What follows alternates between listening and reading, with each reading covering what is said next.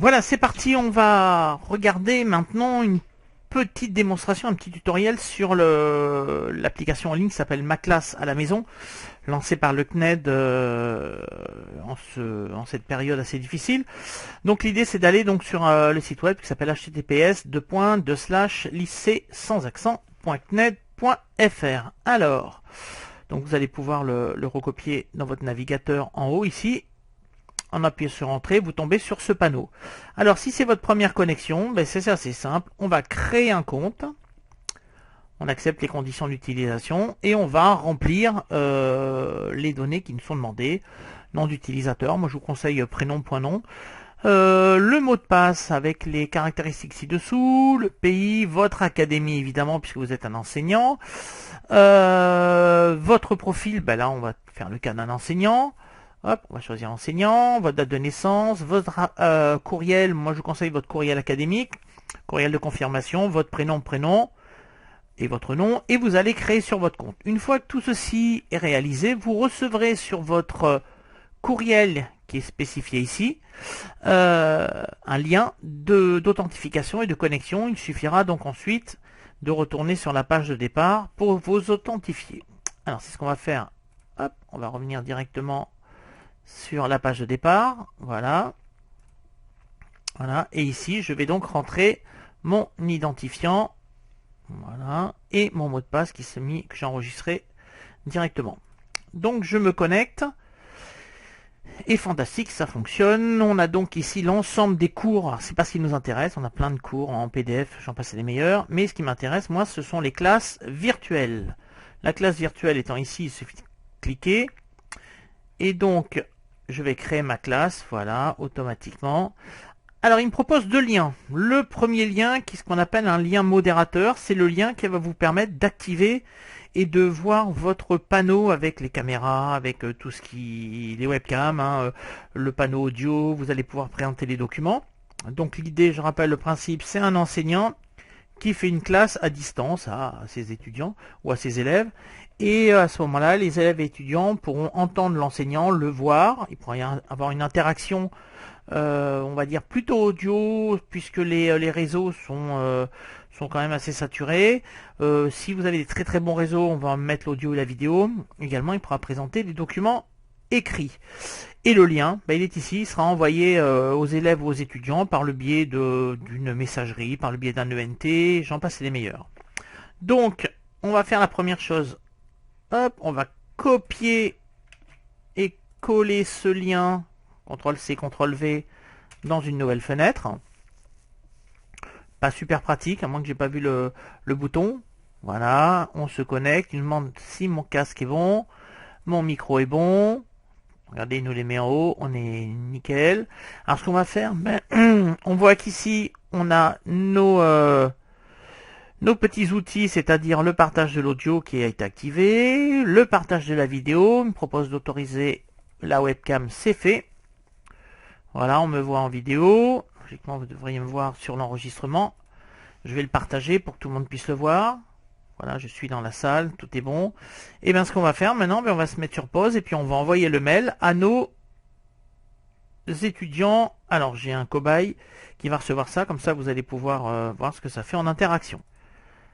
Voilà, on revient, on voit donc que nous avons une personne qui s'est connectée, qui s'appelle Hélène ici.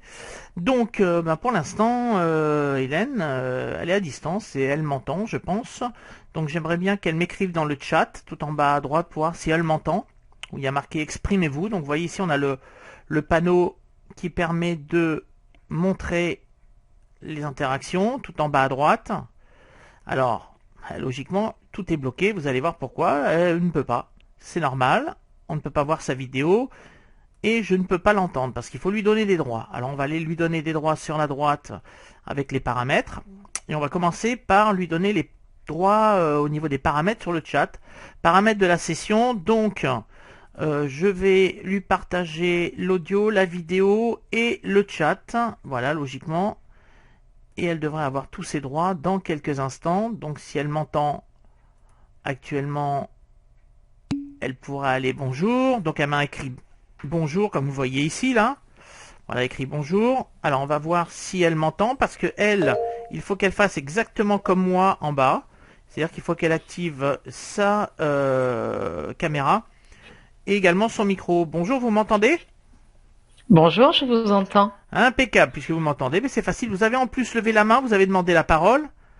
Bonjour madame. Voilà. Impeccable.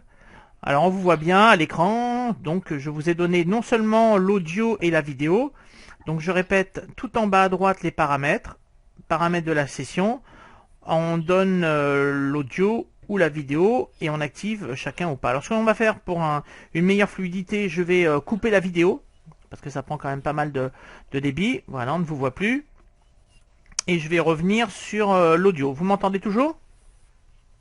Oui, je vous entends. Ok, alors on va voir maintenant comment je vais pouvoir, moi en tant qu'enseignant, alors je vais déjà me montrer, voilà, logiquement, est-ce que vous me voyez? Je vous vois toujours. Ok, vous me voyez, alors là ici je peux demander la parole, par rapport à ça je peux mettre un statut, par exemple si je vois qu'il y a des gens qui n'écoutent pas, je vais mettre que je suis insatisfait de la classe, vous voyez, en haut à droite il y a un petit feedback qui montre mon insatisfaction. Je peux également vous gérer sur la droite, ici, je peux définir des actions. Actuellement, je peux désactiver votre micro. Vous m'entendez? Ah oui, mais là, si vous m'entendez, vous pouvez plus me parler. Alors, essayez dans le chat. Oui, alors maintenant, ce que je vais faire, je vais réactiver votre micro. Donc, je retourne vous et je vais redéfinir le micro. Voilà. Hop, voilà, vous avez droit au micro. Attendez, je vais le remettre. Vous êtes là? Oui, je suis là, je peux Oh, parler. ok, donc j'ai remis le micro sans problème. Alors maintenant, ce qu'on va faire, je vais vous présenter comme dans une classe, assez simple, hein, un document, au lieu que ce soit un vidéoprojecteur, je vais vous présenter en direct. Donc toujours sur le même principe, à peu près toutes les applications de visioconférence, je vais partager du contenu. On clique ici, il me propose un certain nombre de choses. Alors première chose, un tableau vide qui va s'afficher à l'écran, où on peut dessiner. Alors, on va dessiner. Vous voyez le tableau ? Oui, je le vois. Donc j'ai fait du bleu. Alors tout à l'heure, on a vu qu'en allant dans les paramètres, je peux également vous laisser la main pour dessiner dessus, ce qui n'est pas le cas actuellement. Donc la première fonction tableau, bon, à voir, hein, on peut y mettre, on peut y faire des choses. Hein, bon, l'utilité est à voir. On peut partager l'écran, c'est très important, ça c'est sympa. Donc on va sélectionner une fenêtre où je vais carrément sélectionner moi un document, par exemple un document Word que j'avais déjà ouvert. Voilà, je vais autoriser. Qu'est-ce que vous voyez écrit à l'écran? http://lycée.net.fr. Donc impeccable, donc ça fonctionne. Et on voit ici les fonctions. Donc j'ai activé ma caméra, mon micro et la fonctionnalité qui me permet de réaliser tout ça. Alors, est-ce que je vais enregistrer? Non. On va revenir sur notre chose en ligne. Et maintenant, dernière application, parce que le sondage, on peut faire un sondage à voir. Également créer des groupes de travail en déposant donc les personnes. Il suffit de les mettre et de les déposer dans des groupes de travail. Bon, pourquoi pas. La fonction qui est intéressante maintenant, c'est le partage des fichiers. Donc j'ai un fichier sur mon bureau qui est ici. Et hop, je vais tout simplement le déposer. C'est extrêmement simple. Voilà, c'est un mail, je crois. On va voir. Il est en train de s'importer, il est assez léger de manière à ce que ce soit un peu plus rapide. Voilà, il est ici. Donc si je clique dessus, voilà, logiquement à côté. Et est-ce que vous le voyez? Alors je vais faire partager maintenant, vous allez le voir à l'écran. Vous voyez le mail? Oui, je le vois. Et l'élève peut également agrandir l'écran, le rétrécir, se mettre en plein écran. C'est possible. Voilà, sur la gauche, vous avez une fonction tout en haut zoom, c'est-à-dire que l'étudiant ou l'élève peut donc zoomer et agrandir. Alors, je vais vous montrer un autre fichier qui s'appelle frais de déplacement qui est ici. Mais celui-là, il est hop, on va le partager, qui est en trois volets, trois parties. Voilà, vous voyez, j'ai des diapositives sur la droite. Là, vous allez voir la première page. Et c'est l'enseignant qui gère le défilement, comme sur un vidéoprojecteur, comme sur un ordinateur, qui gère l'ensemble de sa présentation.